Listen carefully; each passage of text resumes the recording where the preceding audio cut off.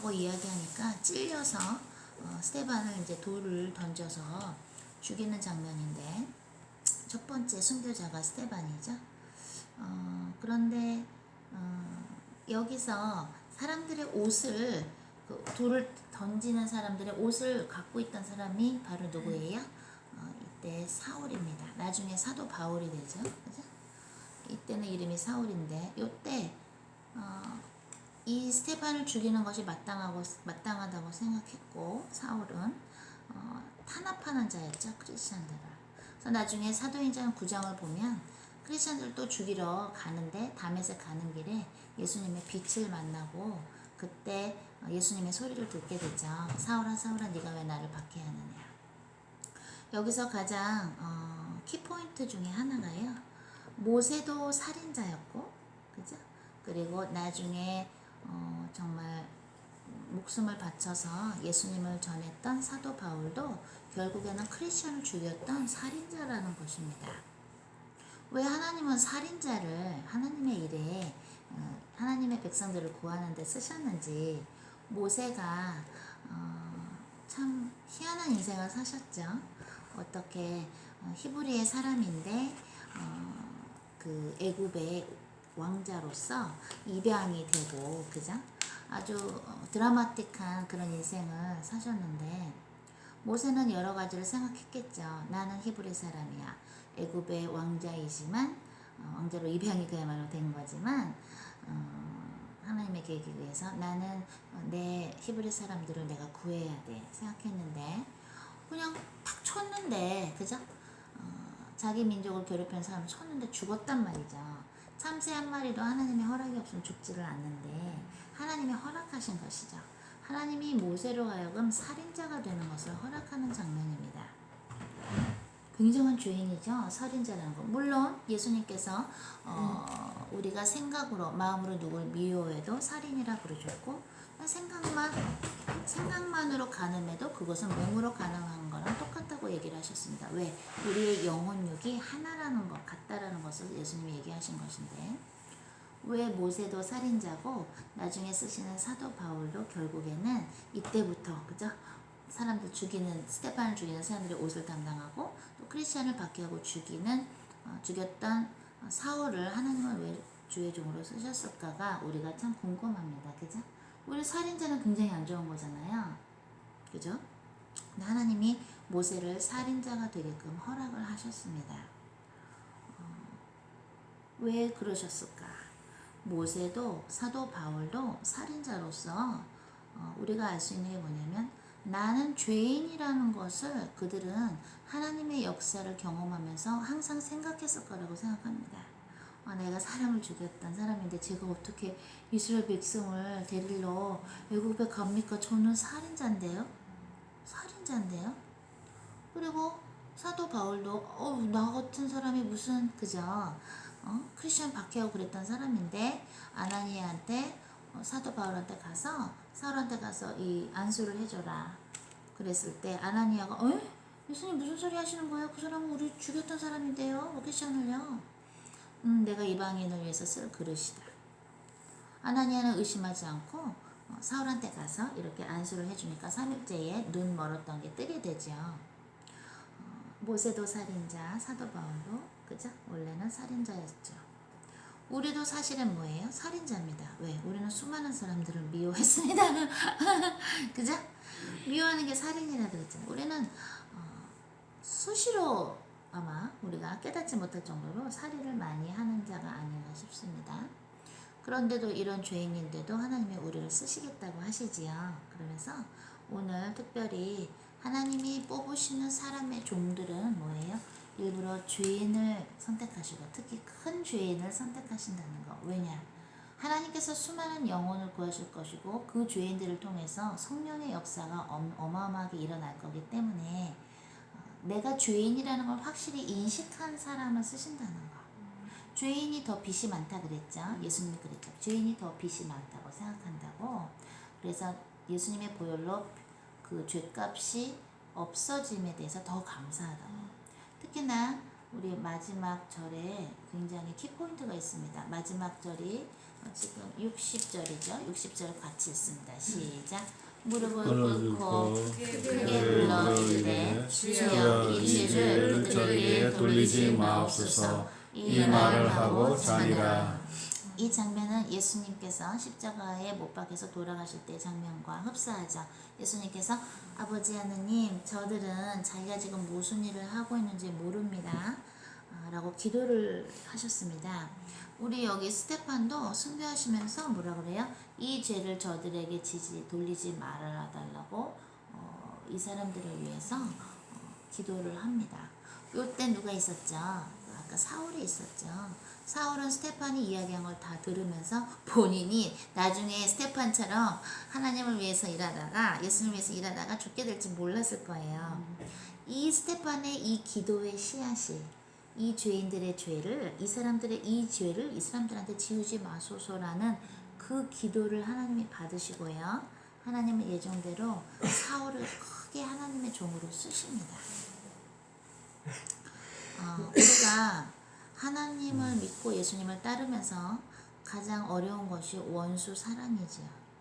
나한테 잘못한 사람을 어떻게 용서하라는 건가? 분명히 아닌데 저 사람은 앞만 봐도 아닌데 어떻게 원수를 사랑하는 것인가? 예수님이 그랬죠. 너희들이 원수를 위해서 기도하면 그 원수의 머리 위에 숯을 올려놓는 것과 같다. 그러면 내가 거기다 불을 지피리라 라고 이해하기 쉽게 얘기를 했는데 우리의 원수가 당하라고 그렇게 기도하라는 뜻이 아니고 왜 예수님이 원수를 사랑하라고 하셨는지 그 말 속에는 여러 가지가 있겠는데 그 중에 하나는 영적인 존재인 마귀의 공격을 생각할 수 있습니다. 우리의 싸움은 뭐예요? 혈과 육이 아니라 마귀와의 싸움이죠. 사람이 마귀에 쓰여 있으면요 제대로 못 봅니다. 제대로 못 봐요. 누가 정말 예수님이 정말 메시아인가 그거를 정말 마귀에 씌여 있으면 못 봐요. 우리가 예수님을 예수님으로 받아들이게 되고 성령님을 인정하고 예수님을 따라갈 수 있는 거는 순전히 성령님께서 인도해 주셔서 되는 것이지 우리도 그죠? 수많은 마귀한테 공격을 받거나 그렇게 되면은 어떻게 돼요? 우리도 아마 예수님을 못 따를 수 있을 거예요. 제가 옛날에 배목사님이 저의 스승님이거든요. 제가 옛날에 어떤 힘든 일이 있었을 때 배목사님한테 상담한 적이 있어요. 어떻게 이런 사람이 있습니까? 못된 사람이 있습니다. 내가 얘기를 하니까 배목사님이 저도 사단한테 속았는데 그 사람이 말한 것이 아니라 그 사람의 옆에 붙어있는 또는 그 사람을 점령하는 마귀가 얘기한 거예요. 배목사님이 이러시더라고요. 그래서 그게 무슨 말일까 했는데 이해가 잘 되게 설명을 해줬었어요. 배목사님이. 보니까 우리가 막 화가 나 있을 때는 화를 내게 하는 혈기의 영에 우리가 이렇게 컨트롤 될 때가 있고요. 여러분들 한번 이렇게 싸울 때 한번 생각해 보세요. 험한 말이 막 나오죠. 약한 말이 어떻게 이렇게 나오지 할 정도로 나옵니다. 나중에 생각하고 나면 내가 그런 말 했어? 전혀 기억이 안 나는 거예요. 그죠? 내가 진짜 그런 말 했어? 당신이 그랬잖아. 이러면 이해가 안 갈 정도로 우리가 우리의 몸을 우리의 마음과 우리의 영혼을 하나님께 드리지 않고 마귀한테 이렇게 속임을 당했을 때 점령을 당했을 때는요 사실은 그 말한 내가 아니에요. 물론 우리가 했죠. 우리가 지은 죄인데 모든 것을 원수인 마귀한테 어떻게 이렇게 핑계를 대자라는 얘기를 하는 것이 아니라 예수님도 어떻게 십자가에서 그렇게 기도를 하셨냐 이거예요. 어떻게 십자가에서 저들은 지금 무슨 일을 하고 있는지 모릅니다 라고 얘기를 하셨을까 기도를. 왜? 음란의 영에 쌓여 있으면 음란의 죄를 짓습니다. 바람피는 아내들이나 남편들을 보면요 제정신이 아니에요. 음란의 막이 이렇게 쌓여 있어서 몰라요 지네가 무슨 일을 하는지. 그죠? 그리고 자살하려고 자꾸 그러는 사람 보면 자살 마귀가 자꾸 공격을 해요. 몰라요. 자살하면 안 된다는 걸 모르고 해야지 하면서 합니다. 우울증에 걸린 사람들도 자기들이 그 우울증 막에 공격받는 걸 몰라요. 그러니까 예수님은 영적으로 보실 수 있는 분이었기 때문에 저 사람들 지금 혼돈의 마귀에 지금 공격받고 있어서 이 영적인 눈이 가려져 있어서 나를 메시아로 못 보는 건데 아버지 저들은 자기들이 지금 무슨 일을 하는지 모릅니다. 이 지금 스테반도 죽기 전에 뭐예요? 이 죄를 저들에게 지우지 마시옵소서. 스테반이 죽기 전에 하늘을 봅니다. 하늘에서 예수님이 그야말로 보좌 옆에 서 계신 거를 보게 합니다. 영원히 원래 띄우셨겠지만 죽기 전에 그걸 보게 합니다. 나 이제 주님한테 가는구나. 영적인 눈으로 봤고 영적인 말로 기도를 했습니다. 이 죄를 이 사람들에게 짓게 하지 마시옵소서. 왜? 마귀가 보였겠죠. 마귀가 보였을 거 생각해요. 아까 우리 권사님이 그러시죠.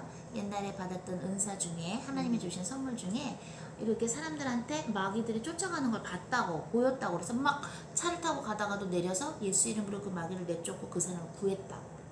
아까 그 얘기 하시죠 권사님이.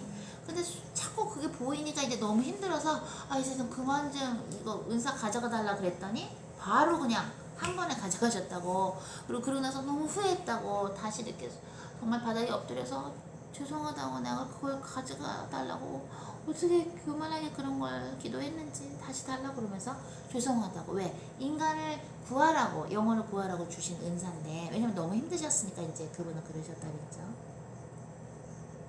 영적인 눈으로 일어나는 일들을 보실 줄 알아야 됩니다. 아멘. 그래야 사람이 밉지 않고요. 그래야 여러분의 공동체가 하나님이 원하시는 만큼 커지고 강해질 수 있습니다. 하나님 안에서. 예를 들어서 제가 그랬죠. 말 많은 영이라고 마귀 중에 있다 그랬죠. 말 많은 영은 자꾸 말을 많이 해요. 쓸데없는 말을 많이 해요. 그리고 무슨 말을 하는지도 본인이 모르게 말을 해. 그래서 말 많은 영이 있는 말 많은 영이 공격할 때는 어떻게 하냐면 부부싸움 할 때 이혼하자 말을 자꾸 해요. 이혼 안 하고 싶은데도 이혼해 자꾸 이혼하자 말을 해요. 이 입술을 혀를 말 많은 영이 마귀가 주관하는 거예요. 그래서 제가 그때 인어일령 할 때 어떤 집사님한테 그랬다 그랬죠. 말 많은 영이 있다 주님 가르쳐 주셔서 내쫓는 기도를 저 시키시면서 예수님의 이름으로 주님이 얘기를 이제 가르쳐 주시더라고요. 집사님 부부싸움 할 때 자꾸 이혼하자 그러시죠? 어떻게 하셨어요? 이혼하고 싶지 않죠? 맞아요. 이혼하고 안 하고 싶어요. 근데 자꾸 싸울 때 남편한테 이혼하자는 소리가 자꾸 나와요. 막 울어요. 집사님이.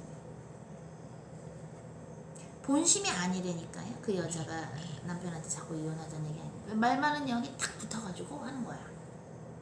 말 많은 영은 그러면 언제 우리 안에 들어오거나 붙을 수 있을까? 미워하거나 누구를 저주하는 말을 하거나 비판하거나 여러 가지 경우가 있겠죠. 주님이 우리에게 오늘 원하시는 부분이 뭐냐면 너희들은 이 처음으로 순교자 스테판이 생기는 이걸 보면서 주님의 이름으로 주님의 일을 하다가 순교를 하려면 영적인 걸 볼 줄 알아야 된다는 걸 얘기하는 거예요. 영적인 걸. 그죠?